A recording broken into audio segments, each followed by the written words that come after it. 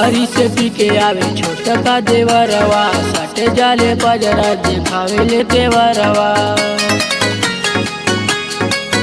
अरे बाहरी से पी के आवे छोटा का देवरवा, सटे जाले पजरा दिखावे ले देवरवा। दारू पी के सामान कुली फेंकता, हाली से आ जाए राजा तू घरे देवरवा, हमर लहंगवा बेचता। हाली से आ जाए राजा तू घरे देवरवा, हमर लहंगवा बेचता, हमर लहंगवा बेचता।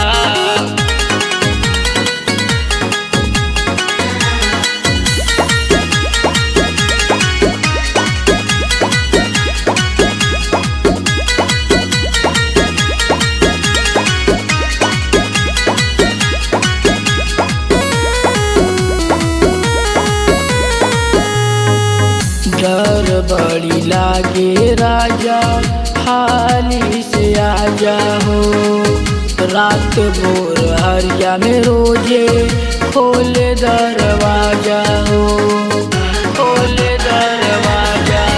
डर बड़ी लागे राजा, हाली से आजा हो। रात भोर हरिया में रोजे खोले दरवाजा हो। नाई बसैया निकल जाए घर से, राजा राकेश पे मन मोर सन के। जब नहाइले तो जंगला से देखता, हाली से आ जाए राजा तू घरे देवरवा, हमर लहंगवा बेचता। हाली से आ जाए राजा तू घरे देवरवा, हमर लहंगवा बेचता, हमर लहंगवा बेचता।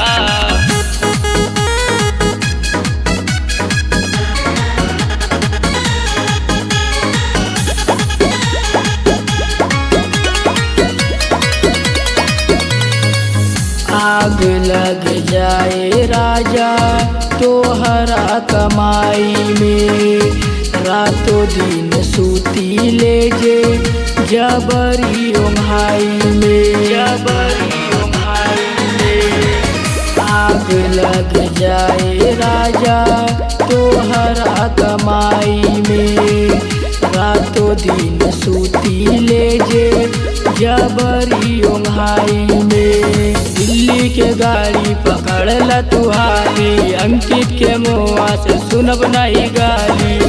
राजा कहला से सब कुछ बेकता, हाली से आ जाए राजा तू घरे देवरवा, हमर लहंगवा बेचता। हाली से आ जाए राजा तू घरे देवरवा, हमर